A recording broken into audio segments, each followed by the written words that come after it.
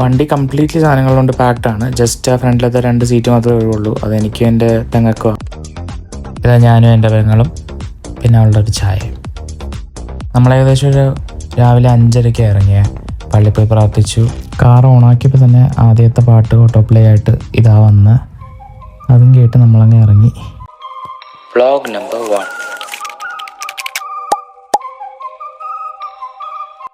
ഈ ട്രിപ്പ് അത്യാവശ്യം ലോങ് ആണ്.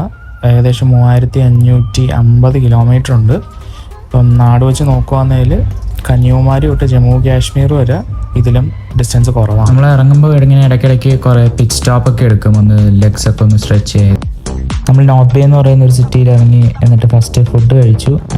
ഞങ്ങളുടെ മുഖഭാഗം കണ്ടിട്ട് ഫുഡ് തീരെ ഇഷ്ടപ്പെട്ടില്ല എന്ന് തോന്നുന്നു. നോർത്ത് ഉണ്ടായി ഒരു രക്ഷയില്ല, നല്ല ഭംഗി കാണാൻ. ഒരു ദിവസം നമ്മൾ 10 hours ഡ്രൈവ് ചെയ്യും. അങ്ങനെ ഫസ്റ്റ് ദിവസം ഹേഴ്സ്റ്റ് എന്ന് പറഞ്ഞൊരു സിറ്റിയിലാണ് സ്റ്റേ ചെയ്യുന്നത്. അങ്ങനെ ഡേ 2 അനിയത്തി മേക്കപ്പ് ഇട്ടു, ഞാൻ കുളിച്ചു. നമ്മൾ രാവിലെ ഒരു 8 മണിക്ക് ഇറങ്ങി ബ്രേക്ക്ഫാസ്റ്റ് കഴിച്ചു. ബ്രേക്ക്ഫാസ്റ്റ് സ്റ്റേയിൽ ഇൻക്ലൂഡഡ് ആണ്. ഞാൻ ഈ കഷ്ടപ്പെട്ട് ക്യാമറ മാറ്റുന്ന ഈ വ്യൂ കാണിക്കാനാണ്. തണ്ടബേ എന്ന് പറയുന്ന നോർത്തേൺ ഒണ്ടാരിയോയിലെ ഒരു സിറ്റിയാണ്. നല്ല ഭംഗിയാണ്. ഒരു ഡ്രൈവ്, ആ പേ ഒക്കെ കണ്ടുകൊണ്ട് ഉള്ള ഒരു ഡ്രൈവ്. അവിടെ നമ്മൾ ലഞ്ച് സ്റ്റോപ്പാണ് ഈ ഒരു റെസ്റ്റോറൻറ്റിൽ നിന്ന് ഫുഡ് കഴിച്ചത്. ഫുഡ് ഓർഡർ ചെയ്ത് വെയിറ്റ് ചെയ്യുന്ന സമയത്ത് ഞങ്ങൾ ഡബിൾ ചിൻ കുറയ്ക്കേണ്ട എക്സസൈസ് യൂട്യൂബ് നോക്കി ചെയ്തുകൊണ്ടിരിക്കുകയായിരുന്നു. ഫുഡ് ഒരു രക്ഷയില്ല, നല്ല ടേസ്റ്റായിരുന്നു. തണ്ടർ ബേന്ന് പിന്നെ അങ്ങോട്ടുള്ള ഡ്രൈവ് ഭയങ്കര പാടായിരുന്നു. ഒടുക്കത്തെ മഴയായിരുന്നു. മഴയിൽ ചുറ്റുമുള്ളതൊന്നും കാണാനും പറ്റുന്നില്ല. നമ്മളതിൻ്റെ ഭാഗ്യത്തിലൊന്നും സംഭവിക്കാതെ രാത്രിയായപ്പോൾ വിനപ്പെഗ് എത്തി.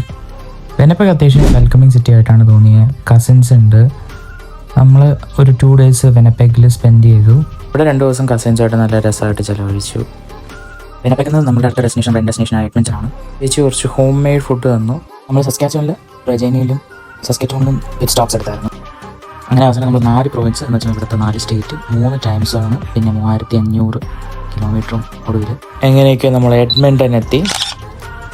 പെങ്ങൾ വേറെ സിറ്റിയിൽ താമസിക്കുന്നത്. അപ്പോൾ അവളെ കൊണ്ടാക്കാൻ വേണ്ടി രാവിലെ എണീറ്റ് ബ്രേക്ക്ഫാസ്റ്റ് കഴിച്ച് നമ്മൾ ഇറങ്ങിയപ്പം ഫ്ലൈറ്റ് ഒന്ന് കുറച്ച് മിസ്സായി.